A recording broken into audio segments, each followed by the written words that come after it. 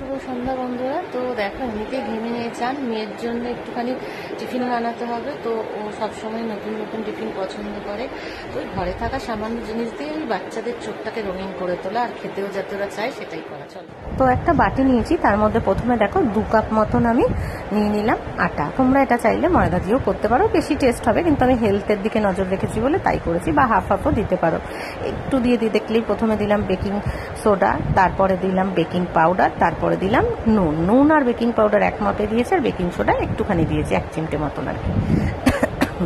যাই হোক, এরপর ওর মধ্যে একটা ডিম দিয়ে দিয়েছি, দিয়ে এবার একটু একটু করে জল দিয়ে এটাকে সুন্দরভাবে গুলতে থাকবো, মিক্সড করতে থাকবো। দেখো ব্যাটারটা কেমন হয়েছে, ঠিক এরকম ব্যাটার হবে, কিন্তু দেখে নাও ভালো করে।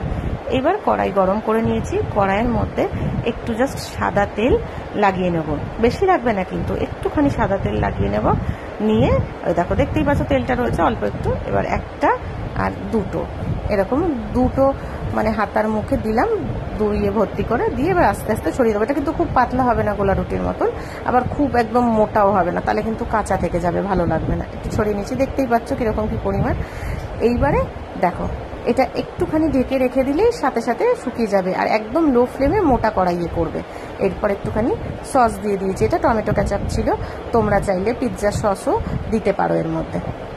দিয়ে লাগিয়ে দিলাম, দিয়ে এবার যা যা সবজি দেওয়ার মানে দেয়, পেঁয়াজ একটু, ক্যাপসিকাম, গাজর দিয়েছি, তোমরা একটু চাইলে টমেটো দিয়ে দিতে পারো। আমার কালকে টমেটোটা না হঠাৎ করে দেখি শেষ হয়ে গেছিলো, তো সেই কারণে দিতে পারিনি। গোল গোল করে পাতলা করে গাজর কেটে দিয়েছিলাম, দেখো সেই সসেজগুলো যেরকম লাগে না দেখতে, ওই টাইপের আর কি করেছি ছোটো করে। এবার উপর দিয়ে একটু ছড়িয়ে দিলাম গোলমরিচের গুঁড়ো, চাইলে চিলি ফ্লেক্সও তোমরা দিতে পারো এর সাথে, আমি চিলি ফ্লেক্স দিইনি। তারপরে দিয়ে দেবে ওই অরিগানো, দিয়ে দিলে, দিয়ে এরপরে চিজ হচ্ছে মোজারেলা চিজ গ্রেট করে নিয়েছি। যতটা ইচ্ছা ভরপুরটা তোমরা খাবে ততটা দেবে, আমি আমার মেয়েকে বেশি দিইনি, কারণ ও দুটো খাবে, পরিমাণ বুঝে দিয়েছি এই গরমের মধ্যে, সেই কারণে আমি অল্প দিয়ে করে দিয়েছি ঘরোয়াভাবে। ব্যাস এরকম হালকা আছে করবে। দেখো নিচটা দেখো সুন্দর হয়ে গেছে, একদম ক্রিস্পি, আর উপরটা একদম পুরো ফুললি কুক হয়ে গেছে।